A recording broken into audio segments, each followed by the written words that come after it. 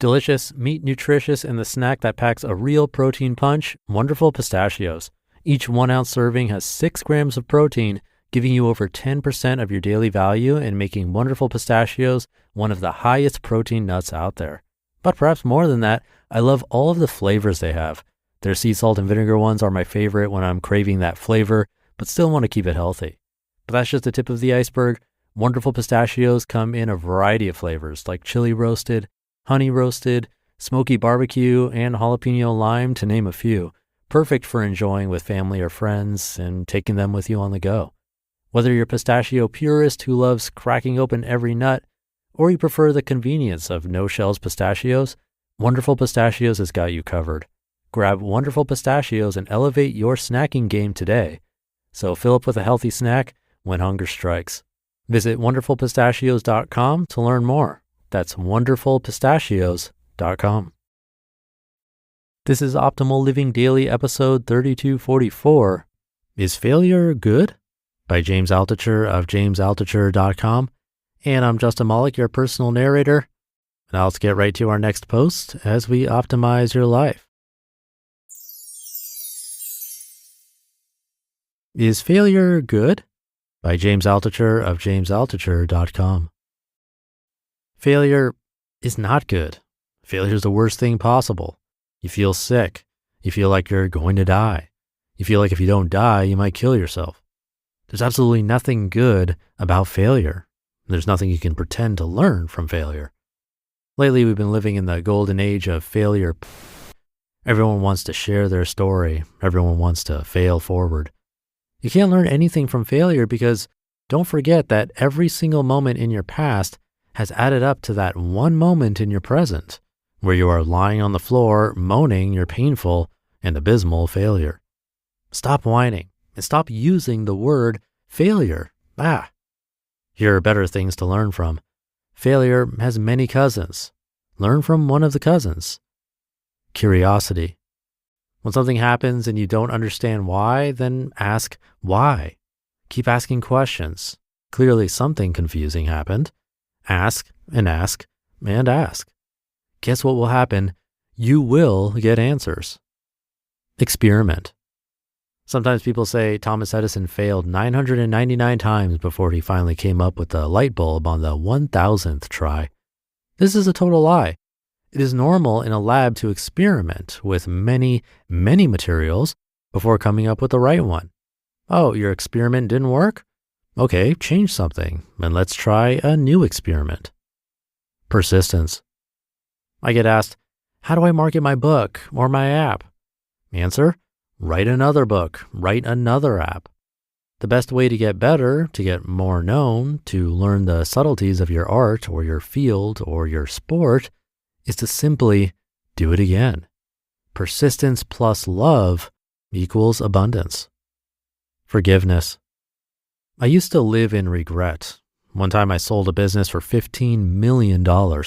Within 2 years, I had lost almost all of the money. And it wasn't money on paper, it was money in real life. If I tell you how I lost it, you would hate me forever. Well, that's okay, but it's not important for this answer.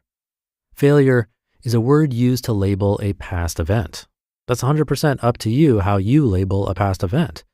When you label a past event failure, it prevents you from moving beyond the past. You get stuck there. You keep time traveling to the moment of failure under the excuse that there's something to learn there. The thing you learn first is forgiveness. Then you move back to the present. Get healthy. Be around people you love. Start being creative again. Study. When you get a question wrong on a test, a good student doesn't call it a failure. It's a pointer to one single question wrong on a test. Study a bit more next time and you won't get that question wrong anymore. Understand and study and remember the correct answer. Don't keep living in the past where you remember the wrong answer. Athletes always go over their losses. They study videos, go over games, get advice from coaches. The coach doesn't say, here's where you failed. He says, here's where you should turn right instead of left. Botvinnik, the world chess champion in the 1950s, noticed he often lost chess games to people who smoked. so he would play practice games against people who would smoke in his face. He didn't say, "I fail against smokers." He became the world chess champion because of smokers. Failure is not a detail you can learn from. Again, it's a label that describes nothing except a feeling inside of you. Details are what you can study and learn from. Hard problems. The key to success is to solve hard problems. Searching the internet is hard. Google does it better than anyone. Making an electric car is hard. Tesla does it better than anyone. Figuring out a market for Post-it notes was hard. The inventor tried for over 20 years. Now it's 3M's most successful consumer product. Writing a book is hard. Maybe your last book was bad. That's okay. That happens to everyone's first book. Now read a lot of good books so you can solve the hard problem of what makes a good book. Then write. Failure is not a hard problem. It's a label. Failure is in the past. Hard problems can be solved right now. Don't care. When I thought I had failed, what I really was worried about was, would other people think I was a failure? Yes, they did. And when I stopped caring about that, when I took the word out of my vocabulary, I suddenly stopped caring what people thought. Then what happened? Only good things. My dad failed. He had a company that went bankrupt. He went broke. Then he got depressed. He couldn't stop thinking about the failure. Then he got sick. He was always sick because his body broke down from obsessing on the failure. Then he got a stroke. Depression plus stress plus sick equals stroke. Then he never recovered, and for 2 years he never moved and could only blink. Then he died. I've started a lot of businesses. Some worked, some didn't, over a period of many, many years. Many. I hope I've solved a lot of hard problems. Maybe not the best I could have, but I tried and then tried again. I've slipped on the ice rink and got up. I've cried and wished I were dead, but then I started asking questions. Lots of questions, lots of studying, lots of learning. I've never failed. I am still alive. You just listened to the post titled, "Is Failure Good?" by James Altucher of jamesaltucher.com, and I'll be right back with my commentary. Thank you to James. An interesting one today, which definitely didn't start as I imagined. Classic James taking a unique approach. Basically, he's rewording failure, right? In the example of Thomas Edison working on the light bulb, you can argue that he failed again, up to 999 times maybe. But as James said, he experimented some more, and then finally figured it out. So whether you define all the previous work that Edison did before figuring it out as failures, that's up to you. It's all perspective. And all these words or little headings he has are really just different ways of describing failure, but with a positive twist.